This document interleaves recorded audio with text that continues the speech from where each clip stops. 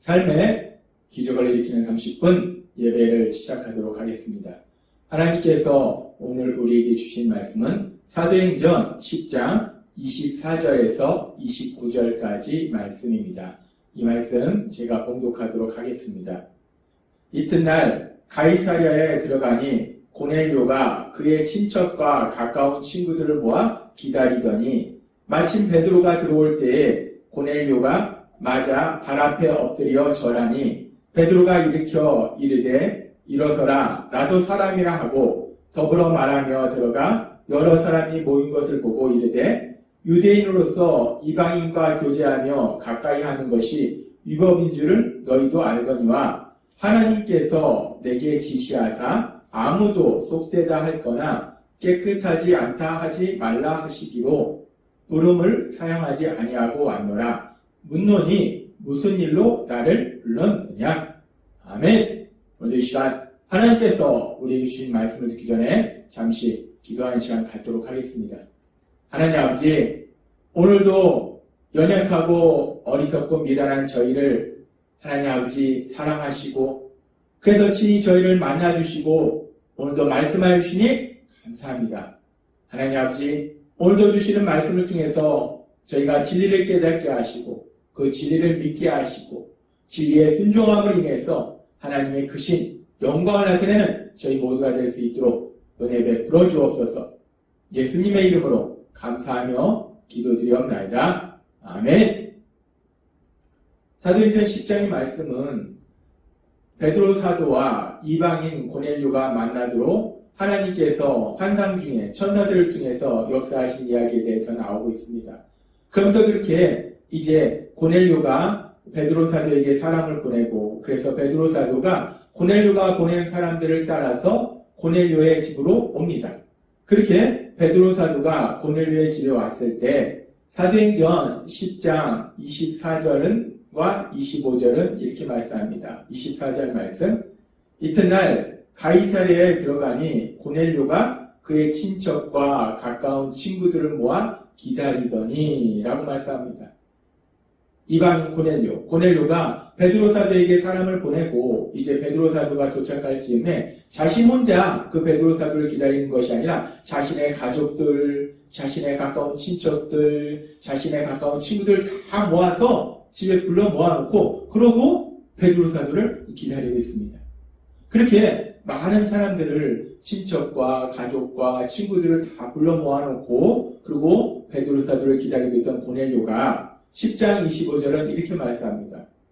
마침 베드로가 들어올 때에 고넬료가 맞아 발 앞에 엎드려 절하니 라고 말씀합니다. 이 고넬료가 베드로가 자기 집에 들어올 때 그 베드로의 발 앞에 엎드려서 절을 한다는 거예요.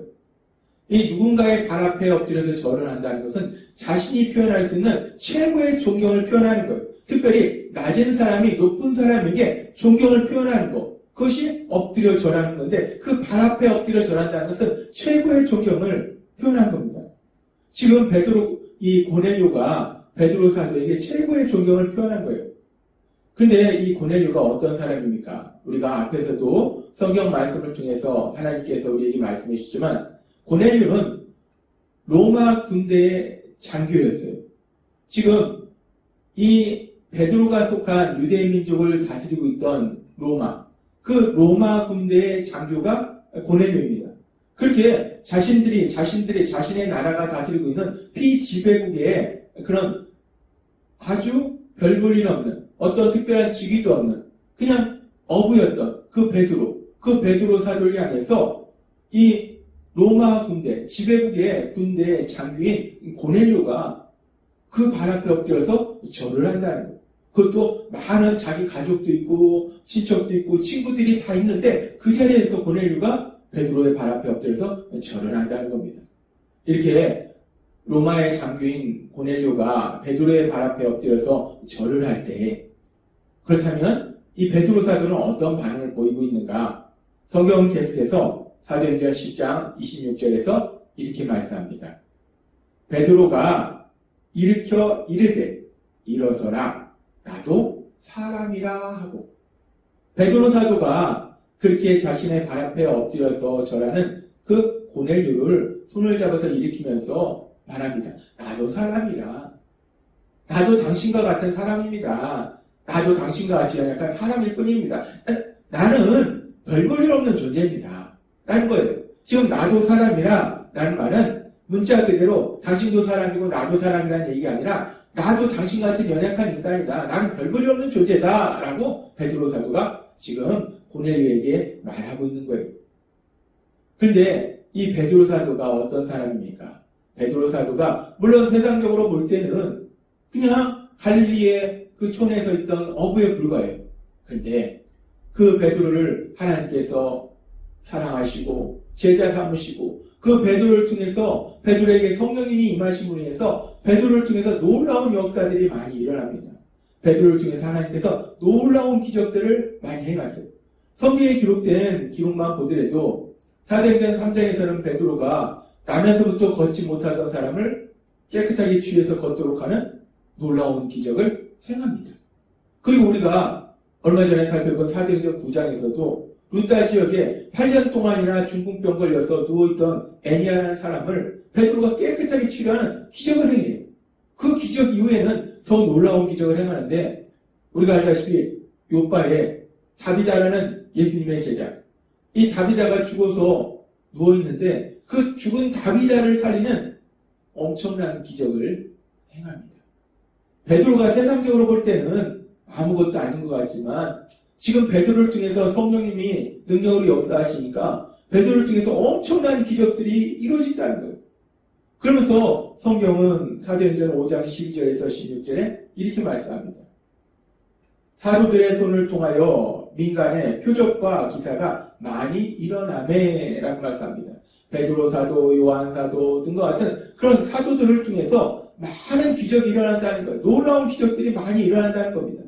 그 기적들이 얼마나 많이 일어나면 15절은 이렇게 말씀합니다. 심지어 병든 사람을 메고 거리에 나가 침대와 요 위에 누이고 베드로가 지날 때에 혹 그의 그림자라도 누구에게 덮일까 바라고 라고 말씀합니다. 계속해서 16절은 이렇게 말씀합니다. 예루살렘 부근에 수많은 사람들도 모여 병든 사람과 더러운 귀신에게 괴로움받는 사람을 데리고 와서 다 나음을 얻으니라 라고 말씀합니다. 이 베드로를 통해서 하나님께서 놀라운 기적들을 행하시니까 그 기적들을 보는 사람들은 이 베드로의 그림자라도 스쳐 지나가면 병이 치료될 거다. 이런 믿음으로 심지어 그의 그림자라도 스쳐 지나가도록 그걸 바라고 이런 엄청난 일들을 행합니다. 이 베드로 사도가 그 당시에 이렇게 엄청난 기적을 행합니다. 하나님께서 베드로 사도를 통해서 이렇게 엄청난 기적을 행함으로 인해서 사람들의 눈에는 베드로가 마치 신과 같은 존재로 그들은 인식되었다는 거예요. 그렇기 때문에 지금 고넬료도 세상적으로 볼 때는 베드로가 한낱 갈릴리의 어부 출신이지만 그 베드로를 통해서 하나님께서 엄청난 기적을 행하기 때문에 그 베드로의 발 앞에 엎드려서 절을 하는 거예요. 그런데 베드로는 그런 상황 속에서 교만해지지 않는다는 거예요. 그렇지, 나를 통해서 이런 기적을 행하니까 네가 로마 군대의 장교든 뭐든 간에 그 정도는 나한테 존경을 표해야지 라고 베드로가 목에 힘을 주고, 그리고 그렇게 교만해지는 것이 아니라 베드로는 분명한 진리를 얘기하는데 무엇을 얘기하는가? 하나님께서 분명히 베드로 사도를 통해서 엄청난 기적들을 많이 행하셨음에도 불구하고 베드로는 그렇게 자신의 발 앞에 엎드려 절하는 그 고넬료를 일으켜 세우면서 얘기한다는 거예요. 나도 사람이라. 나도 사람이라. 나도 당신과 같은 연약한 사람이라. 나는 별 볼 일 없는 존재다. 나는 아무것도 아니다. 라고 베드로 사도가 자신이 누구인지에 대해서 고백하더라는 거예요. 지금 베드로 사도는 하나님께서 베드로 사도를 통해서 많은 기적을 행했음에도 불구하고 베드로 사도는 믿음 안에 있었기 때문에, 성령 충만한 사람이었기 때문에 자신이 누군지를 분명히 알고 있었다는 거예요. 자신은 그저 별 볼 일 없는 연약한 인간일 뿐이라는 것을 분명히 알고 있었다는 겁니다. 그러면서 그렇게 자신이 누구인지 알고 있을 뿐만 아니라 사람들에게도 담대하게 나는 사람이다. 나도 당신 같은 사람이다. 나는 연약한 존재다. 나는 별 볼 일 없는 존재다. 라고 자신에 대해서 자신이 누군지에 대해서 고백하자는 겁니다. 우리는 오늘 말씀을 통해서 믿음의 사람의 모습이 어떤 모습인지를 다시 한번 생각해 볼 수 있어요. 믿음의 사람의 삶 속에 하나님께서 엄청난 기적들을 행하셨을지라도 믿음의 사람이라면 언제나 내가 누구인지를 기억해야 된다는 거예요. 나는 아무것도 아니라는 거, 별 볼이 없는 존재라는 거, 그 사실을 기억하는 것이 믿음의 사람이라는 것을 베드로의 모습을 통해서 우리가 다시 한번 볼 수 있습니다. 그러면서 성경에 보면은 이렇게 베드로처럼 하나님께서 많은 기적을 행하도록 하신 또 다른 믿음의 사람이 있어요. 바로 바울입니다. 바울을 통해서 하나님께서 많은 기적들을 행하셨는데 그렇게 많은 기적들을 행한 그 바울, 그 사도 바울은 또 자신에 대해서 뭐라고 얘기하는가? 성경의 말씀에 보면 이 바울 사도가 55년경에 기록한 고린도에 보낸 편지 고린도전서 15장 9절에서 바울 사도는 자신에 대해서 이렇게 고백합니다. 나는 사도 중에 가장 작은 자라 라고 고백합니다. 하나님께서 바울 사도를 부르셔서 이제 바울 사도를 통해서 이방인에게 복음을 전하도록 하는 귀한 사명을 주시고 바울 사도가 그 일을 감당하는 과정 속에서 바울 사도는 고백해요. 나는 사도 중에 가장 작은 자다. 나는 많은 사도들 중에서 가장 별 볼이 없는 존재다. 라고 바울 사도는 고백하더라는 겁니다. 그러면서 55년에 이렇게 고린도에 보낸 편지 속에서 이런 고백을 한 바울 사도는 그 이후에도 정말 죽음의 위험을 무릅쓰고 복음을 증거하면서 많은 핍박과 고난 속에서 오로지 그 복음을 증거했던 바울 사도, 믿음의 삶을 달려갔던 그 바울 사도는 이제 그렇게 복음을 증거하는 과정 속에서 감옥에 갇힌 상태에서 에베소 교회에 보내는 편지를 통해서 에베소서 3장 8절, 약 61년에서 63년 사이에 쓴 편지에서 이렇게 고백합니다. 모든 성도 중에 지극히 작은 자보다 더 작은 나에게 라고 말씀합니다. 55년경에 기록한 고린도전서에는 사도 중에 가장 작은 자다 라고 표현했는데 이제는 그보다도 더 작은 자가 된 거예요. 사도가 아니라 그냥 평범한 성도들, 예수님을 믿는 모든 사람들, 그 성도 중에 가장 작은 자보다 더 작은 자. 바울 사도가 믿음이 더욱더 굳건해질수록 하나님께 더 가까이 갈수록 바울 사도는 내가 누구인가에 대해서 명확하게 깨닫게 된다는 거예요. 알게 된다는 겁니다. 고백하게 된다는 거예요. 사도 중에 가장 작은 자에서 더 형편없는 존재, 성도 중에 가장 작은 자보다 더 작은 자라고 자신을 고백하더라는 거예요. 그래서 그렇게 바울 사도가 복음을 증거하다가 감옥에 갇히고 그러다 결국 감옥에서 다시 풀려나서 복음을 증거하고 이제 바울 사도가 순교가 멀지 않은 그 시기에 쓴 디모데전서의 말씀에 보면은 디모데전서 1장 15절에서 이렇게 말씀합니다. 이쁘다 모든 사람이 받을 만한 이 말이요 그리스도 예수께서 죄인을 구원하시려고 세상에 임하셨다 하였도다. 우리 예수님은 죄인을 구원하시려고 이 땅에 오셨다라고 바울사도가 고백합니다. 이 말씀이 너무나 놀라운 말씀은 죄인을 구하려고 이 땅에 오셨기 때문에 너 같은 죄인을 구하려고 예수님이 오셨다라고 말하는 것이 아니라 그 뒤에 바울사도는 이렇게 고백합니다. 죄인을 구하려고 예수님이 이 땅에 오셨는데 그런데 계속해서 바울사도는 이렇게 고백합니다. 죄인 중에 내가 괴수니라. 이 말씀은 헬라어 문법적으로 살펴봤을 때 과거형이 아닙니다. 내가 예수님 믿는 사람들을 핍박하던 사람이었기 때문에 내가 죄인 중에서 가장 나쁜 죄인이었다라고 자신의 과거를 얘기하는 것이 아니라 예수님을 믿은 이후로 그 예수님을 전하기 위해서 정말 죽음의 위험을 무릅쓰며 그 많은 고난과 박해를 당해가면서 복음을 전했던 그 예수님 곁에 더 가까이 나아갔던 그 바울 사도가 이제 이 땅을 떠난 날이 멀지 않은 그 시점에 그러니까 바울 사도가 믿음이 얼마나 크겠습니까? 얼마나 성령 충만하겠어요? 그 시점에 바울 사도가 고백할 때 나는 죄인 중에 가장 나쁜 죄인이라는 거예요. 우리는 바울 사도의 고백을 통해서 성령 충만한 믿음의 사람의 모습이 무엇인지를 다시 한번 알 수 있습니다. 믿음의 사람은 우리의 믿음이 깊어질수록 내가 누구인지를 명확하게 깨닫는다는 것. 나는 죄인 중에 개수라는 거예요. 나는 별 볼 일 없는 존재라는 거예요. 나는 아무것도 아닌 거라는 거예요.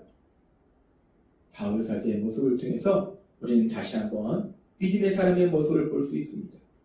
우리는 사도행전 10장의 말씀을 통해서 믿음의 사람 베드로 사도 그리고 믿음의 사람 바울 사도의 그 삶의 모습, 그들의 믿음의 고백을 통해서 믿음의 사람이라는 것이 어떤 사람이 믿음의 사람인가 다시 한번 우리가 분명하게 알 수 있을 때 믿음의 사람은 내가 누구인지를 분명히 아는 사람, 내가 누구인지를 사람들한테 고백할 수 있는 사람이 믿음의 사람이야.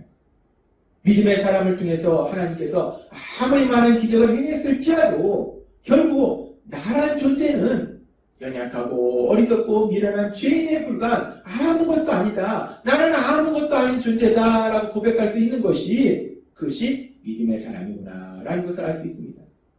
그러면서 믿음의 사람은 나는 아무것도 아닌데 내 삶 속에 그 많은 기적이 일어난 것이 어떻게 그런 기적이 일어났는지를 분명히 고백한다는 거예요. 바울 사도는 고린도전서 15장 10절에서 이렇게 고백합니다. 그러나 내가 나된 것은 하나님의 은혜로 된 것이 내게 주신 그의 은혜가 헛되지 아니하여 내가 모든 사도보다 더 많이 수고하였으나 내가 한 것이 아니요 오직 나와 함께 하신 하나님의 은혜로라 라고 고백합니다. 그렇습니다. 믿음의 사람은 언제나 내가 누군지를 안다는 거예요. 나는 별 볼 일 없는 연약한 죄인임을 아는데 근데 나를 통해서 하나님이 기적을 행하셨다면 그 모든 것이 하나님의 은혜다 라고 고백하더라는 겁니다. 오늘 말씀을 통해서 우리도 성령님이 함께 하시는 믿음의 사람으로서 우리도 베드로 사도처럼 바울 사도처럼 그렇게 우리 삶 속에 하나님께서 우리를 통해서 또는 우리 삶 속에 많은 기적들을 행하셨을지라도 나는 연약하고 어리석고 미련한 죄인일 뿐인데 그런 나에게 하나님이 놀라운 은혜를 베풀어 주셨다고 우리 하나님은 그렇게 은혜 베풀어 주신 하나님이라고 고백할 수 있는 여러분 되시길 주님의 이름으로 축원합니다. 기도하겠습니다. 하나님 아버지 감사합니다. 오늘도 주신 말씀처럼 믿음의 사람은 내가 누구인지를 분명히 알고 내가 누구인지를 사람들한테 고백하고 그리고 우리 하나님이 우리에게 은혜 주시는 하나님을 고백할 수 있는 것이 믿음의 사람임을 말씀해 주시니 감사합니다. 오늘 주신 말씀처럼 그렇게 나는 아무것도 아닌데 우리 하나님은 우리에게 은혜 베풀어 주신 하나님이심을 많은 사람들에게 증거할 수 있는 저희가 될 수 있도록 은혜 베풀어 주옵소서. 예수님의 이름으로 감사하며 기도드리옵나이다. 아멘. 이 시간도 하나님께서 우리에게 주신 말씀을 묵상하면서 조용히 기도하는 시간 갖도록 하겠습니다.